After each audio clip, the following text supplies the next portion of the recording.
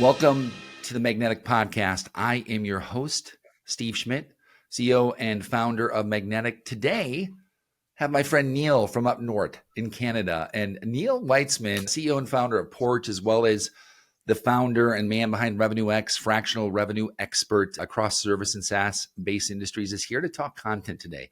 So Neil, welcome to the Magnetic Podcast. You and I have known each other for, I think, about 3-4 years, maybe online. And I'd say that because I can't believe it was a year and 8 months ago, you made the big announcement about PORCH. So welcome to the show. You've been busy. Thank you. I'm honored to be here. I've been a big fan.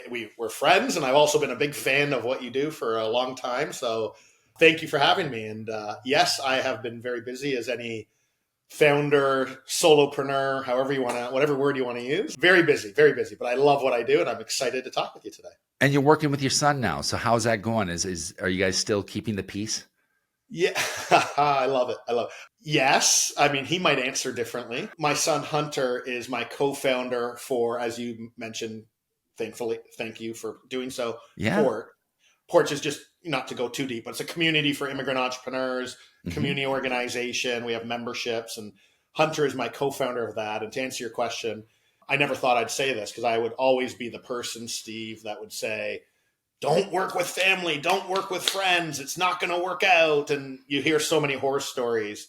I'm a changed man, and I will tell anyone, nothing's perfect in life. Partnership is hard, but it's the coolest, most special, most amazing thing I've ever done. He is amazing, and I'm very, very honored to work with him and for him to want to work with me. So I love it, and I wish I did it a long time ago.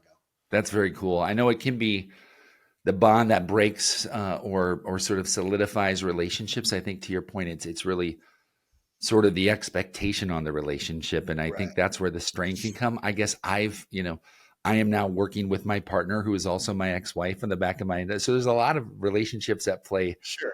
We could talk about today. So I think it's really coming down to trust. And when you launch PORCH, Neil, I mean, let's define really for everybody listening and just really double click into it versus going back the whole, like, since you were 18, what'd you do? Let's talk about what you're doing right now. So PORCH is what? PORCH is a community, an exclusive community for immigrant entrepreneurs and business professionals on their way or in Canada. So it's very specific to, like you said, up north from where you are, Canada. Yeah. We're very passionate Canadians. We're very passionate about immigration to Canada. And we wanted to help provide better support. And without going too deep, there's lots of things the government and other things can do better. Good intent, but not necessarily great execution all the time. And we thought, and we are proving to be right, that a properly built, run, moderated community built on love and support for one another would be very helpful to immigrant entrepreneurs in Canada. And so far, it's going very, very, very well. And we're mission-based organization. Between you and I and whoever might be listening, it's a bootstrap company, and our goal is not to make a lot of money. Our goal, hopefully, we kind of break even and cover the cost of running the community. But either way, we are just absolutely honored to support and work with all these amazing immigrant entrepreneurs. And it's maybe the coolest, most important thing I've done in my career. So I love it. I think it's not maybe. I think it's, to me, it sounds like from the outside looking in, it is. I, of course, have to ask you, where were you inspired? So why this as the mission? Why this being your thing? I'm assuming immigration and entrepreneurship both are in your DNA. Yeah. So again, the story of PORCH, or how it got created. So I always tell the story by talking about kind of 3 keywords: immigration, entrepreneurship, and community. So immigration, I'm a second generation immigrant from my parents, but not first gen. A lot of people look and say, why is that guy doing PORCH? And I just, like anything, very passionate about the topic, very passionate that immigration in Canada is a good and important thing that helps us socially, economically, politically, and quite bluntly, just the right damn thing to do as humans, in my opinion. And so I'm a big supporter of properly done immigration in my DNA, if you will. Entrepreneurship, been around entrepreneurship for a long part of my career. I'm a startup advisor. I'm a fractional CRO, focusing mostly on earlier stage companies. So absolutely big, some expertise in it, and very passionate about the world and the ecosystem. And the third part is community. So over the past, let's say, decade, I wish I knew, we all wish we knew more when we were younger. communities have become a big part of my life. And I don't mean community like my neighbors out my window here. I mean, that's a type of community, and that's Yeah. important too. I mean, community as a product or as a platform, if you will.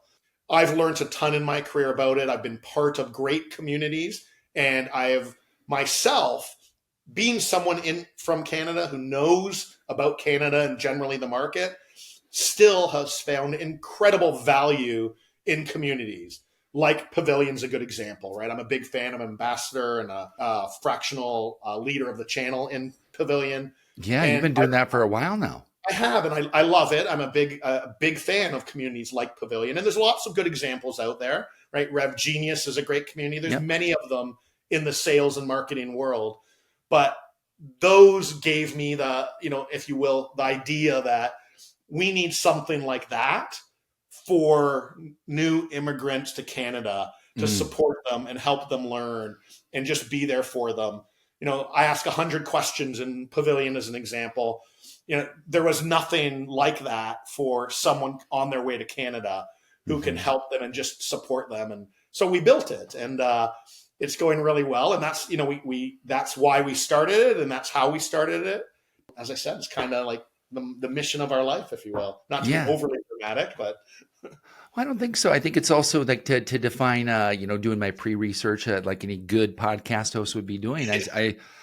I like the variety of what you can come to expect, whether it's the open forum, the ability to ask a question in this community, the ability to go and learn how to create an old cold outbound sequence. That's important in B2B. How to look and interpret data, like these different entrepreneurial things in a community where you feel safe. And I think that's the thing that I always aim for. If nothing else, we've all had to somewhat find a safe place as humans to exist because the world itself doesn't feel very safe lately.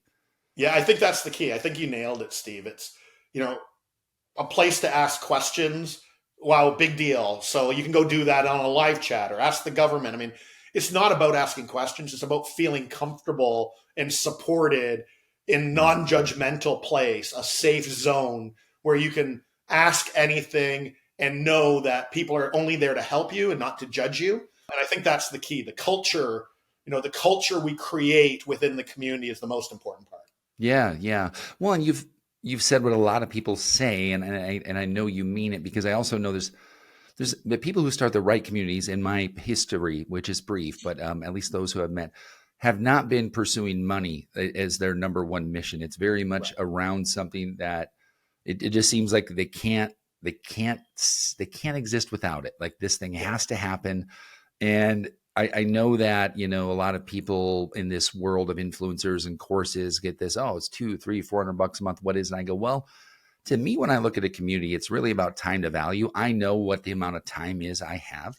And then I know what the community costs. And I go, okay, so let's use Pavilion, for example. If it's $1,000 a month, I don't know if it is or not. I'm just going to use that number. Yeah, it's lower than that. It's like 200 or 300, isn't it? Okay, let's say it's if I let you get away with that. Yeah, it is considerably lower than that. There you go. So let's say it's $250, $300, and I go, well, of course it's worth it. Like there's no way I could justify that I can't get a million things out of there that are worth it. I kind of go, well, how easy is it for me to get in and out of there when I do need something? I know communities want to pull me in, and I'm the toe dipper, right? And I'm just saying, like I am, like it. Yeah. I'm not the guy who's going to be in a community 24/7, being like, I'm answering all the questions. I will come in and out, and I'll read the threads, and I'll read the things and be informed. I'm a little bit of the outlier in communities. Yeah, and I mean this alone we could do a whole show on, right? It's an interesting topic. The value of a community, and everyone's value equation is different. Yeah. Are you a toe dipper versus really active? And of course, if you're active, you may be willing to pay more because you're getting more out of it in theory. Yeah. So everyone's different. I would say though, we don't shy away from the money topic, right? I do believe, while we are not trying to make millions of dollars here. That's not our goal in any way, shape, or form. We also are not shy about saying there is a membership fee to get, and we think there's a good purpose for that. Yeah. We do not believe in the idea, and lots of debate around this out there. And if anyone wants to listen to me talk about this or talk about it more, I'd be honored to do so. But there's a lot of free things out there that are not overly valuable. There's a lot that are, but when it comes to community, I believe it's very difficult to drive engagement when something is free. Yes. You give me a free gym membership, I ain't going. You Mm-hmm. make me pay $100 a month, there is a significantly greater chance that I am using that gym membership to make sure I get my money's worth. Yes. And a community is about engagement. The community sucks if people are not engaged. Yeah. So charging something to me makes good sense to A, hopefully cover our costs, but Mm-hmm. B, more importantly, drive engagement and involvement in the community. So Mm. there's a good reason why there is a membership cost versus free communities, in my Yeah. opinion. Nothing pisses me off more when I'm scrolling through, I feel this makes you, other things would piss me off more. Sorry. That makes me sound like get off my lawn. But let's say I'm going through Instagram and I'm like, oh, this is interesting. I'm like, oh, I'm not subscribing to you. Are you kidding me? I'm not going to pay $8 a month. And so it's like, it's coming to life in other areas. And I feel like let's transition this talk of community, call it to LinkedIn. Sure. And bridge into content where, hey, it's all free now. And God, is there lots of it? Like there is a ton of content, especially if you're in the sales and marketing or revenue or demand space or whatever we're calling it now, GTM. And there's a lot of good stuff. There's a lot of stuff. There's a lot of things that I would not deem good that other people would have deemed great and vice versa. Sure. Here we are. How many members on LinkedIn now? 80 million, 800 million, some big audacious number. 800 million. Yeah, I think 800 million is a lot of users. Whatever the stats that used to say, like people aren't posting content more than 1%, I'm kind of like, I don't believe that anymore because it feels like a lot more. When you go to log into LinkedIn and you are going through your feed, walk me through what you want to see on a daily basis. Gosh, that's a great question. I know what I don't want to see. Yeah. I don't want to see promos and ads. And I personally feel like, I mean, I understand why LinkedIn does that. They have to make money too. I wish the promos and ads were less in my feed. I wish when I clicked on the do not show this for the 700th time, they actually listen. I feel like that button is just a trick and it does nothing because I keep seeing the same ads. It's research. So promos and ads, no. And I think, the reason I said promos and ads is the same reason why we don't want to see organic content that is too salesy or buy this or is like an ad. So whether it's a paid ad or not, you don't want to feel like you're reading an ad. Yeah. You want it to be valuable and organic and natural and storytelling. So I know what I don't like because of who I am and what I'm interested in. I personally follow and like content related to, entrepreneurship, sales, revenue growth, Canadian immigration, things like that. So I'm a little all over the map. I feel like I'm an AI tool writing an email to you right now. Yeah, exactly. I see you're interested in topics like revenue, immigration. Totally unrelated in many ways. Yeah. But that's just because I kind of have two jobs, if you will. But yeah, I mean, so I follow so many people that I learn from and respect, and some of them are friends and others I don't know at all, and I love it. I mean, I'm on LinkedIn a lot every day. I love it. I'm starting to post. We're going to talk about that a little bit. Yeah. But more importantly than what I do, I learn from it. I mean, I am a better, I get very dramatic in the words I use. I'm a better CRO. I'm a better consultant, fractional CRO. I'm a better entrepreneur. I'm a better human because I've learned so much about different things on LinkedIn, and I appreciate that, and I really value it. Yeah. Well, it's I agree with you, and I think that's what I tend to want to plan on when I think about people saying the noise is this, and I can't believe influencers are releasing those books. I'm like, I bought some pretty good playbooks actually that taught me a lot of stuff from people who I could still say are at the top of that, call it that game of, whether it's the John Barrows types of the world, the Kevin Dorsey's who was on the podcast last week of the world, like those people get labeled, and those people being like called those hundreds, like when the rankings come out, like, are you a top 100? And I don't know if they care or not. I can't answer for them. Yeah. But I would say that it seems from the outside looking in, being the keywords they're doing pretty good.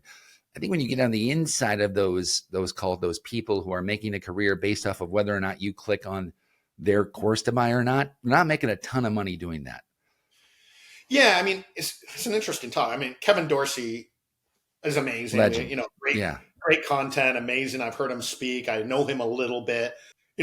Would he be equally successful without LinkedIn? I don't know, but I'm willing to bet he would do just fine. He's very successful in his career, it appears and seems. Does LinkedIn help him? I would suspect it does. To what degree, really? I don't know anymore. And I shouldn't speak for him at all. I don't know any answers to that. Just what I'm assume. So yeah, I mean, it's a great question. It's a great topic to dive into. Yeah. Well, I think it's this area where and I want to get into your content here in a second, but we were talking about, Kyle Coleman, who is, in your words, not an influencer. He is more of a practitioner. He is a pro at what he does. Yeah. And a subject matter expert. There you go. The good old SME. And when he talks, he's giving advice, and he happens to have a day job somewhere that usually supports the narrative that he's talking about, but it wouldn't have 500 to 600 likes on it if it was just pushing the envelope for clarity or for the wherever he's at now. So I think it's a very unique place to have somebody who has that far of a reach. Yeah. That isn't Chris Walker from Refine Labs. That gets a consistent, call it big push. Probably Kyle Coleman's responsible for a lot of that brand and what they're doing. And I'm assuming he's compensated handsomely for it. Now, when you look at the Neil Weitzmans of the world and those people out there who are founding companies off the heels of Sales Navigator and some close relationships, it's also hard, right? But it doesn't mean that you do or don't make less money. And I'm not talking that money matters on this show, but I think that there's an illusion that we tie to the way people carry themselves online in real life. And I think we'd all go, well, we want to look more real, but we all have issues. We all have things. And I'm going to celebrate the fact that I see you spinning up Porch versus go, hey, what are the biggest struggles? Like, tell me the top 3. That's a different podcast. That's a different an ops narrative. But when you thought about the content, let's get into your own content. When you thought about how am I going to talk about this online in a way that's inclusive, in a way that's real and storytelling, like where did you start? Because obviously it's endless in terms of where you could go, and where did you really double click into where you wanted to make a footprint? Yeah. Gosh, I appreciate the question. And let's first acknowledge I am not, or even close remotely, can hold a candle to the Kyle Colemans of the world when it comes to that type of thing. Him and many others are Samantha McKenna, absolutely amazing in how they use LinkedIn and very different, right? Kyle Coleman, to your point, again, I don't know Kyle Coleman personally, has probably, and rightly so, has had very senior, very important, wonderful jobs that have helped him build his presence on LinkedIn as well. Mm-hmm. Whereas someone else, me, not even remotely close to having those types of roles, my roles have been companies that are not really as well brand name or entrepreneurial. Mm-hmm. So it's more based on me personally and what I'm saying and what I'm doing and building that than being able to leverage a wonderful brand or company. And I'm not insulting Kyle. He's incredible, and I follow him, and I love what he does, and I learn a lot from him. Yeah, I just think there's a difference there between the two situations. I do different types of content, and I'm trying to get better. By no means do I consider myself good on LinkedIn even, or an influencer of any type. I just want to be very clear on that. But I do understand the importance of LinkedIn, and I've been trying to do more. And as it relates to one of my businesses, Porch, it's been a huge part of our brand and our company. Yeah. And we have very clearly focused on leveraging LinkedIn and using it to build our brand and to drive our membership. Yeah. Right from the very beginning, because I understood how important that could be. Yeah. And we love it. And I guess I'll just say one more thing because I talk a lot, and I'll turn it back over to you, Steve. Keep talking, man. Which is, we have taken an approach of complete, I think people call it building in public. So we've taken a very clear approach on being straightforward, honest, telling the story frequently, often, and just being as authentic as absolutely possible. Yeah. We are not perfect. We screw up a lot. We're happy to say so. And we want to help the industry, i.e. immigrant entrepreneurship, grow as a whole, right? The analogy of rising tide lifts all boats. We believe in, and we want to be a part of that and be a voice within that. So that's what we're trying to do. Yeah. Well, I did some more research. And so I'm going to keep proving myself out and make you test your memory here. Sure. I like your posts that are a little chippy, Neil, personally, because I don't know if it's just, I know you're a tall, big guy like me or whatnot, but I'm always like, man, like those are the ones that resonate with me. And I hate to be the guy who's like, get off my lawn. But I'm like, yes, And you had a post 6 days ago, like, don't fall for it, right? You do not have the crystal ball. Cut to the bull, like cut the bullshit. Like, Right. and it goes back to your community thing. If I had this much to say that was that valuable, I would not give it away to you for free. Right. I would Right. give you some of it, and I would give you the good stuff if you paid, right? And Yeah. this is where I'm going to ask you the question. You're a fractional CRO in your other part-time day job, right? Yeah. 2 full-time jobs equal a part-time job, right? Okay, just checking the math there. How the fractions work. People probably come to you by reputation or, dare I say, content. Have you had a lead that's converted into a closed won revenue on the CRO side of the business from your content? Yes. And you say you're not a good content. Come on, man. You're making Well, I haven't had 100 of them. Doesn't matter. Doesn't matter. So, Revenue's revenue.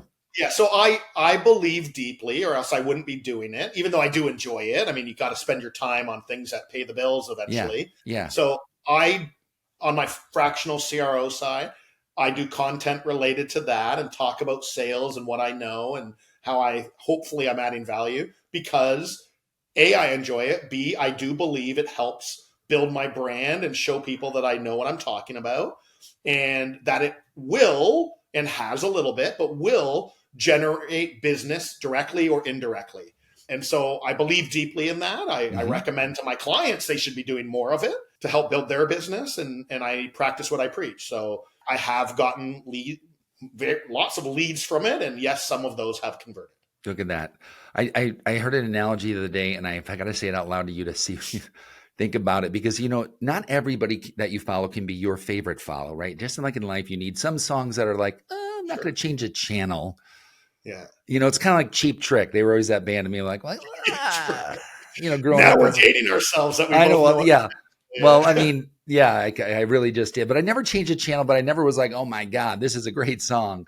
And I feel like someone had said this to me today and it made a lot of sense. Or the other day it said, it's interesting. You have a house, someone builds a billboard outside, you walk outside and you go, oh my God, I can't stand that billboard. Oh, can't see the sky anymore. Like, who the hell? Like, the town's changed. It's all going to hell. And you're like, yeah, the billboard. Like, the billboard people are bad.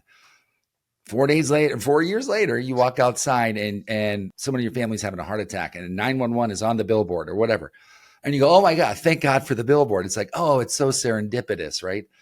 And we always go, well, I think it's more about that, where it's like, you see it when you need it versus like, oh my God, I saw his post and I'm going to go buy it today. It's like, I could be sitting there thinking about a conversation I had with a friend who said, I really want to start a business, but it's tough because I'm a second generation immigrant and my parents weren't entrepreneurs. And I'd be like, yeah, I don't know where to.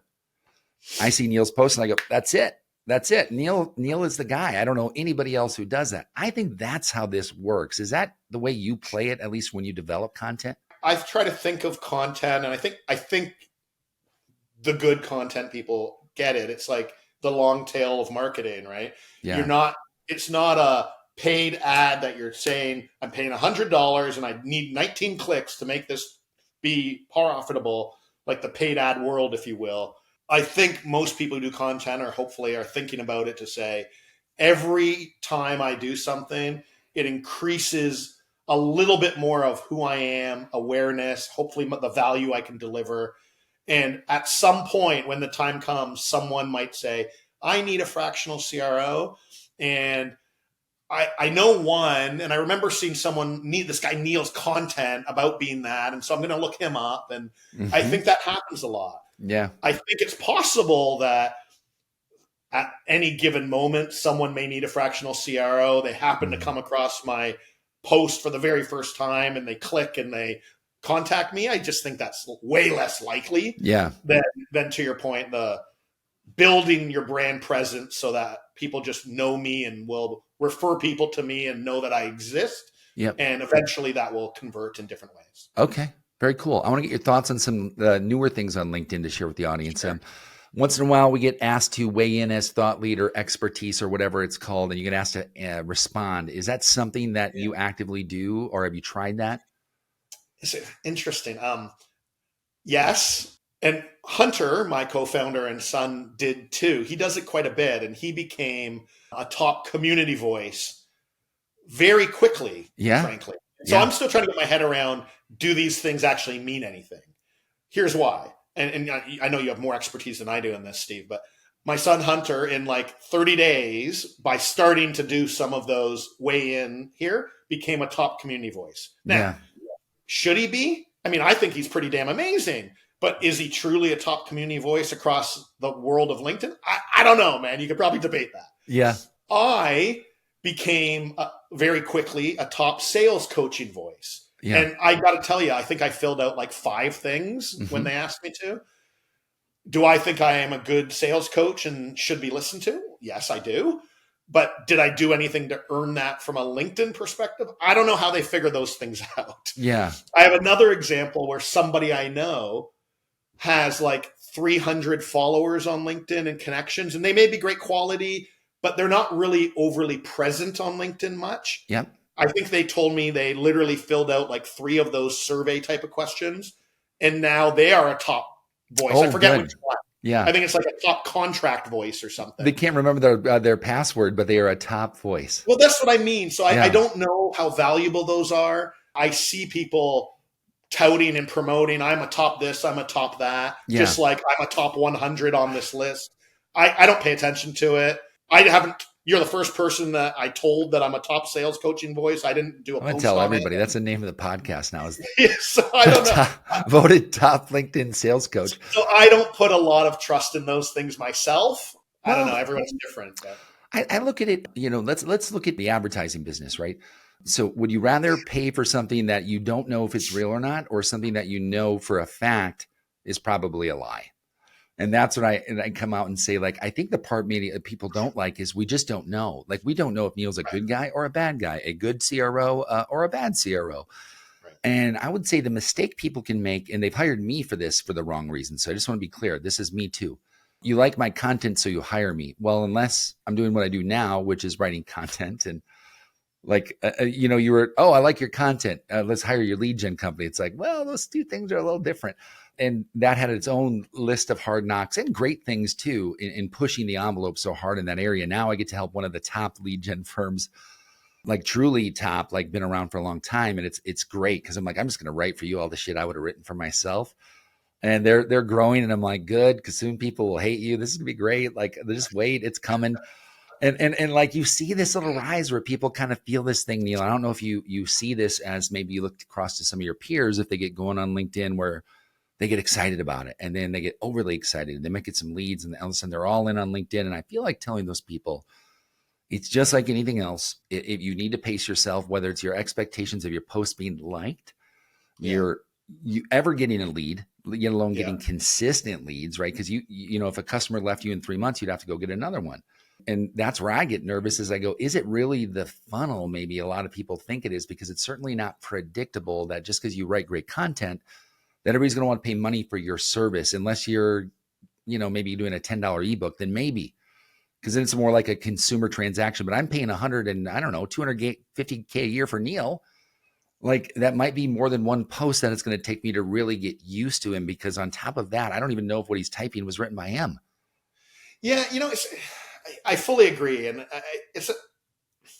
I feel like this topic is really the same topic of, let's call it, CEOs who believe that the only way to be successful is hire 15 BDRs and salespeople. Yeah. And they don't see the value of the word marketing because it's hard to quantify. And there's a lot of those, of course. And especially in early stage companies, are like, just get some AEs and pick up the phone and call, and that's all we need. And I say, well, wait a second. What about marketing? Oh, we'll deal with that later. And that happens way too often. Yeah. To me, being present and building your brand on LinkedIn and posting and realizing it's going to take time, and same thing, right? It's the same conversation. It's marketing. I'm just going to use the analogy that LinkedIn posting is part of the greater world of marketing. Yes. Is it lead gen? Is it marketing? Is it it's all of these things. They're all interrelated. But I think the issue is, because a lot of people say, I do it and I don't see results right away, or I can't quantify it, or it's hard, they just want to focus on something that is more right in front of them and measurable in a very simplistic way. I make a call, I get a meeting, or I don't. Yep. And it's totally wrong. I mean, especially for companies who aren't the Gongs of the world or the Clarys of the world. how the hell are you going to build your brand and your presence? You can't do it one phone call at a time. It's Yeah. not going to work very effectively. That might get you your first 5 clients, but how do you get your next 500? Mm-hmm. Right? If you're going to do it one call at a time, it's going to take you 50 years. Yeah. So you got to build your brand. And if you're in B2B, LinkedIn is one of the primary ways to build your brand, especially for free, organically. Mm-hmm. And anyone who's not doing that in B2B is absolutely crazy in my mind. Well, I think LinkedIn allows itself as a platform due to, the beautiful architecture, quite honestly, of Sales Navigator in the backbone. Like, what a smart move to build an active business directory that ultimately was the one thing everybody wanted, which is the contact information. Like, screw the content. Like, give me Neil's phone number. Like, I'm all in. And then, that was not too long ago. 2012 was when we first had our email scrapers in Chrome, right? Where, I could go to Neil and illegally take his email. Yeah. And then we started building lists and then predictable revenue and the rest is the rest. Now, if you go to YouTube, and we're going to transition here, or Instagram or whatever, you cannot filter out and people aren't telling you who they are and what they do. And that's where I go, everybody's sort of looking at YouTube now, and there are no, and we're not this. And so I'm not saying Magnetic, my company is. You can have outsourced lead gen firms. Oh, we'll call, we'll email, right? YouTube is a finicky beast, because you also could go paid ads, right? Where you're going to go pay someone to make some great commercials for you, or great, but you got to do it consistently, because now YouTube requires, like LinkedIn, you to participate frequently. And the interesting part about YouTube is there is not this feed of fans, right? Who are every day, they're like, what's up, Kyle? Like, I love you. Like, it's going to be like, they extract value from you and move on, right? They get what they need and they move on. And I feel like people do it on LinkedIn more than people would know who aren't, maybe call it sales trainer or a sales voice, where people come to you for a while, they get what they want, then they leave. And then you see them kind of two-timing over there. You're like, what are you doing over there? Like, what? And then they'll go and then they leave them and they go to the next person. You're like, oh, this poor soul is just going like on a quarterly basis, like Justin Michael, Sam McKenna, like it's going around the horn, and like all great people, all making their turns. And I'm like, dude, it's within you. None of these people are going to show you anything that you can't motivate yourself to do. They all have methodologies, some better than others, in my opinion. And that's when you hire a trainer off LinkedIn. You go, oh, Sam McKenna, I've been reading your content forever. You guys talk about this a lot. Can you come speak at my SKO and tell my reps something that's going to really motivate them and get them to want to like work 1% harder, and I'm going to pay you a lot of money for it because it's worth it? Yes. Boom. Substantiated. Why? Because they know her. They go, oh, Sam McKenna's coming to SKO. My company cares about me. They get it, And I think that's where it can be really valuable. Where it can be dangerous is where the business I was in, where maybe call it outsourced lead gen. And I'll just say it. We came out and said some really bold things because we had some pretty bold results. Over time, you get more customers, less good results. Yeah. And pretty soon you've got 58 customers instead of 15. And you're all trying to do this thing where you're like, and they said, well, you said, and then you're sitting there going, well, I should probably rethink that, because business changes so quickly. So I always try and say, if you're making claims, remember, it's social media. People will hold you accountable, whether they're right or wrong, but they will gladly try to. And I think that's the number one thing I tell anybody is what you don't see Neil doing, what you don't see Kyle Coleman doing, is say, try this. I guarantee it will work. Do this and you'll be the most successful person ever. Neil's offering his take on things. He's telling a story about something. Neil, for God's sakes, once a week shares jobs with everybody. And I want to double click on that, Neil. Is that, I'm assuming, one of your better, not only impressions, but also where you get maybe people who are DMing you on those kind of posts? Yes, without a doubt. So I like to help people. I'm a community guy. I love building relationships, taking 10 minutes a week out of my life and collecting different jobs, sometimes from friends that are looking or people I know, or sometimes just ones that I see in communities I'm in. Yeah. I'm going to hopefully be helpful and tag the person and tag the job. Love it. It's a difficult world out there. There's lots of people looking for jobs, as we know. And if I can take 10 minutes and do a LinkedIn post and it might help someone, gosh, why? I mean, we should all fricking do that. So I enjoy doing it, and I make a lot of relationships from it. So selfishly, I benefit from relationships. I have a lot of people who message me and say thank you. And, some of them I'm now friends with after a long time. And then, it is one of my better performing posts, as you might expect, partly because I tag different companies and people. I don't know how the LinkedIn algo likes that. I know you can't do too many tags. to be honest, I don't pay attention to it. I just tag everyone in the job. I think that's But great. but it works, and it's one of my better performing posts every week for sure. Yeah. That's not the primary reason I do it, but it's helpful. Mhm. Selfishly, it's helpful for me. But I would do it even if it got very well. I guess if no one watched it, I probably wouldn't do it. But yeah, it's not. I don't do it to build my brand. I do it because I enjoy it and I think it helps people. Listen, if all you did was shed rainbows and unicorns on everybody else, you'd be the most popular person on LinkedIn, right? I think the secret lesson there that I'm paying more attention to today for some reason than others is like, if you just keep giving and don't say like, this is the best training ever, I'm giving it to you for free. It's like, I'm just giving, like, hey, I'm looking to help this person. Hey, here's some jobs.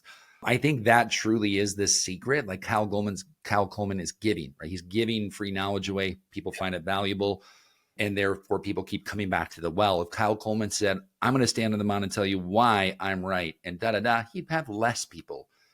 And that's sure. like the human psychology. And Neil, I see 2 therapists a week. I have no shame in that. One for myself and one, God willing, we need it, right? For my ex-wife and I, who's my partner, and I plan to marry again. We need like 17 therapists, I think, for that one.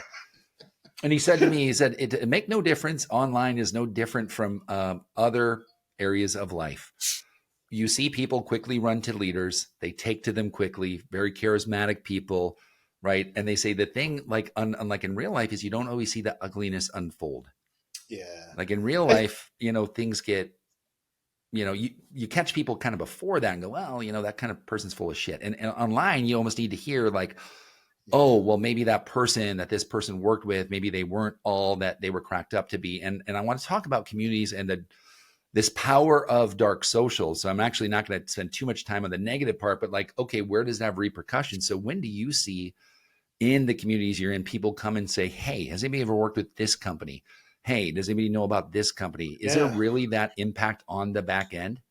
Yes, I believe so. From my experience, IMO, in my opinion, yes. I think there's a ton of that. And I mean, there's products popping up now to take advantage or leverage that concept Yep. more. I'll put a couple names in a second here, but in an organic, natural way in communities happens every day, right? Mm-hmm. There's someone may post, I'm talking to company X. Has anyone heard about them or know anything about them? And 15 people may say, great, bad, stay away, Yeah. trust them, don't trust them. It varies. It depends Yeah. on who we're talking Gosh, about. people would pay to see those screenshots, right? Oh Oh, my wow. God. Well, that's why some communities charge a lot of money for partnerships to get involved in that world and to see what's going on. Kind of like You know, R&D. so this is the world we're getting into a little bit is Oh, how much of it is for us people to talk about versus how much of it is being monetized where the company may be watching and listening. And should I now not give my honest opinion because I don't want to offend the company who may be watching what I'm doing? So you got to be careful, I think, if you're a community manager or owner on where do you draw the line between keeping the culture of a safe. We talked about safe, non-judgmental. mm-hmm. Safe means I can say what I want without worrying about it, without offending someone, non-judgmental. But if you said, Neil, what do you think about software company XYZ? Would I say the same thing if I knew software company XYZ was right there? Maybe not. Yeah. Probably not. Sure. And so you got to be careful on the culture you're creating and who's in the community if you want honest, authentic feedback. But darn right, it happens all the time. That's what we, of course, used to call word of mouth. But now it's like communities and referrals and dark social and all these other things. Dark social sell 2021 when you'll come I know. on. Like I'm just old. I can't keep up. Actually, I heard the term was like 25 years old and it was revitalized by Chris Walker, and like someone else is like raising their hand going, I invented that word in 2003. I hear dark social and I think dark web and illegal and bad shit and all this stuff. Sounds fun. Yeah.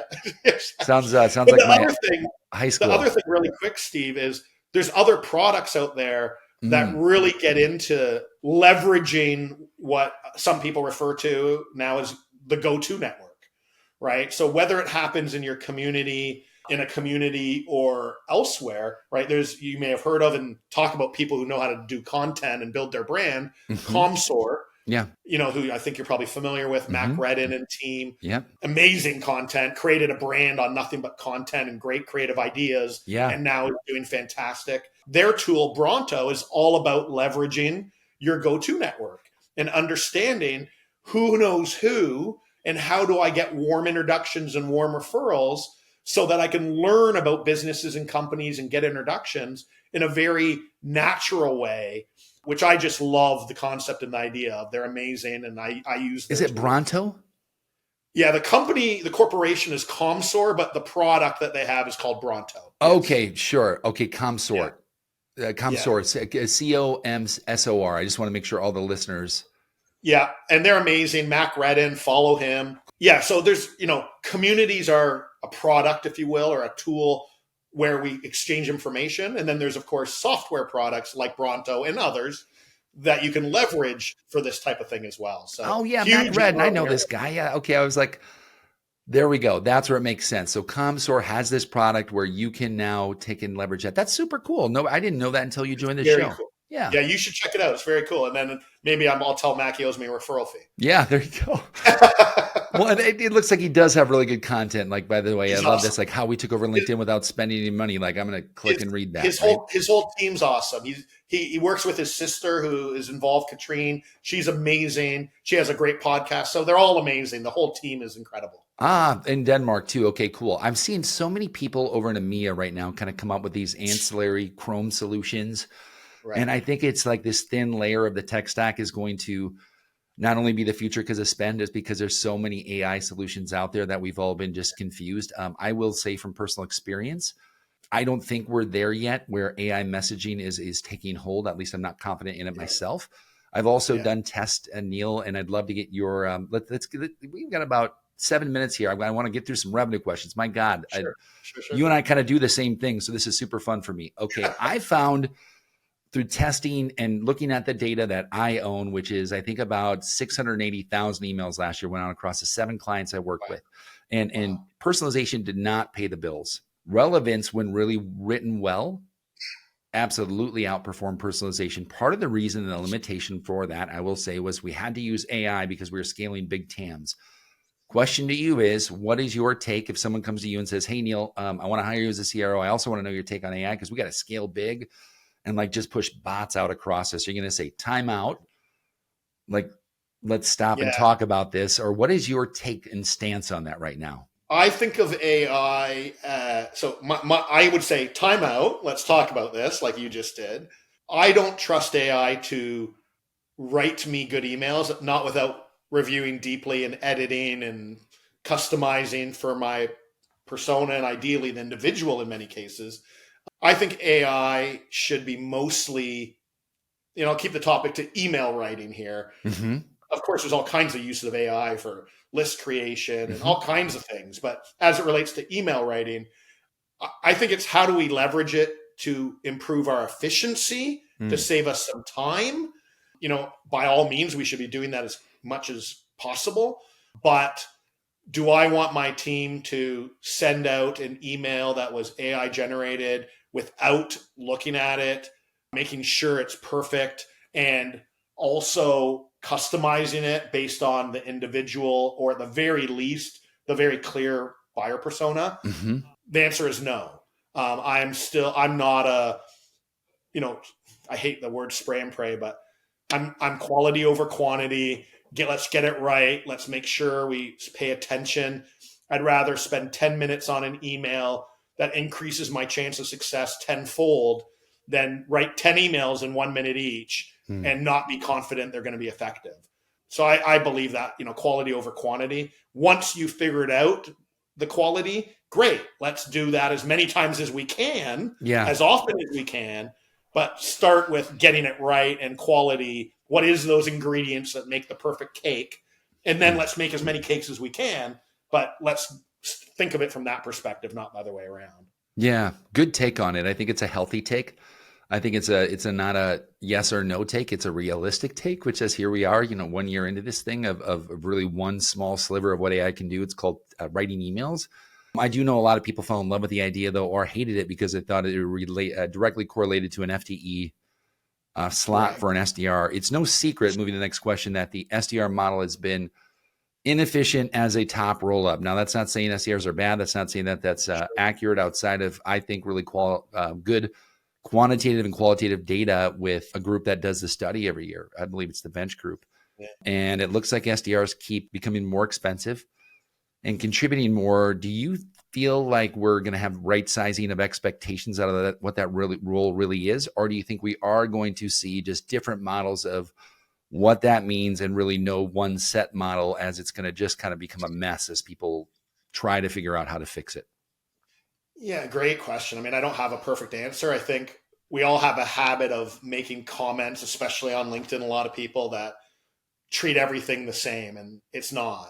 There's 10 different types of businesses and business sizes where a lot of SDRs doing a lot of work make perfect sense. And there's a lot of businesses where you shouldn't even have an SDR.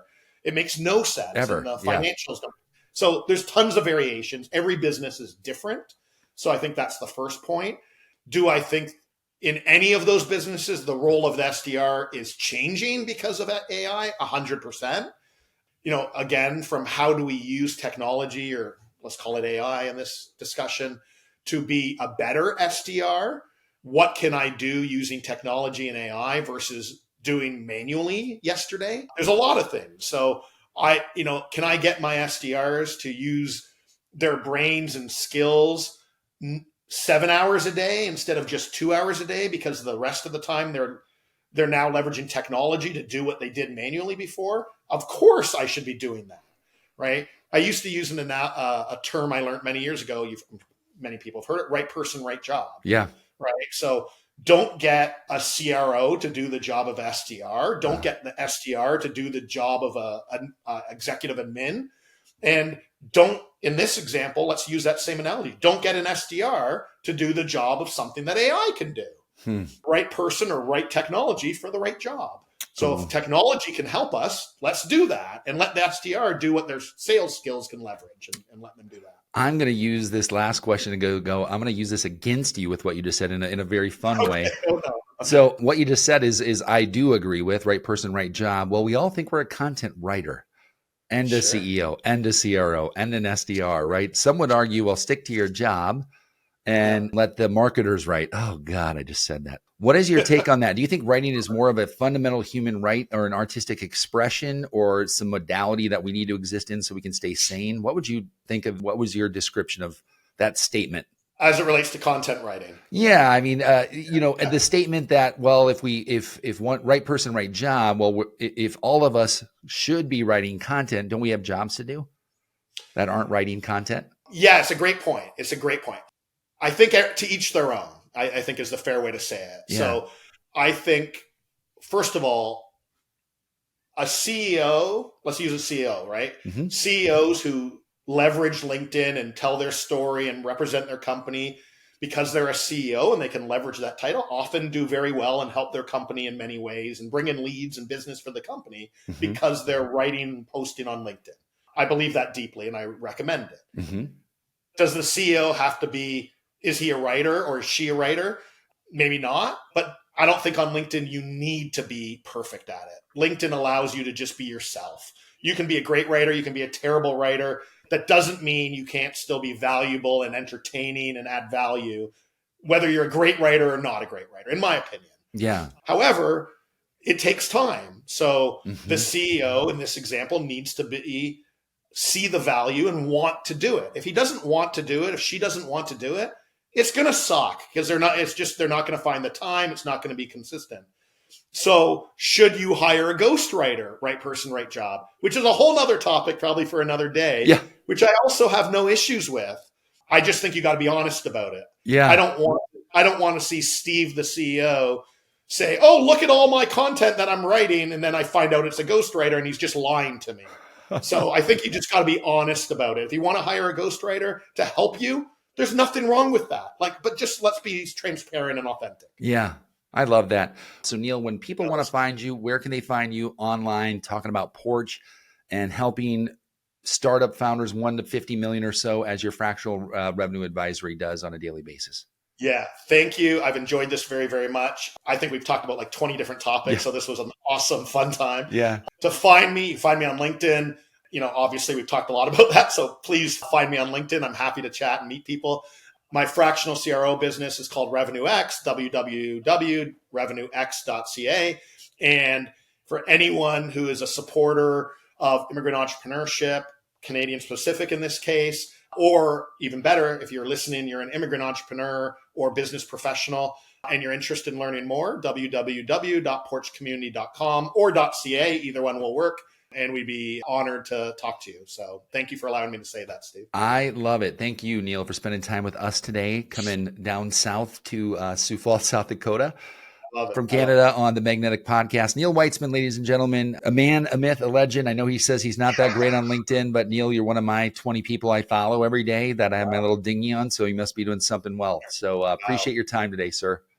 Steve, thank you very much. It's an honor. All right. Thanks, everybody, for tuning in to the Magnetic Podcast.